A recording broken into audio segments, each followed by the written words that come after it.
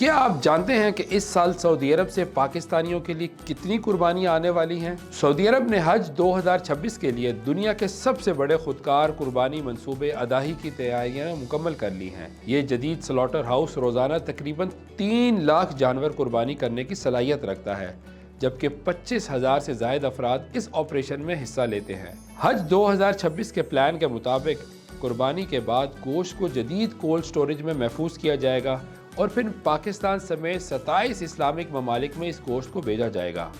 اگرچہ پاکستان کے لیے حتمی تعداد ابھی جاری نہیں ہوئی، لیکن توقع کی جا رہی ہے کہ ہزاروں ٹن گوشت پاکستان میں موجود مستحق خاندانوں تک پہنچایا جائے گا۔ گوشت کو -25 ڈگری درجہ حرارت پر محفوظ کر کے خصوصی پیکٹس میں تقسیم کیا جاتا ہے تاکہ اس کا معیار برقرار رہ سکے۔ سعودی حکومت کے مطابق اس منصوبے کا مقصد دنیا بھر کے غریب مسلمانوں تک قربانی کا گوشت پہنچانا ہے۔ اس خبر کی مزید تفصیل جاننے کے لیے وی نیوز کی ویب سائٹ کا وزٹ کیجیے۔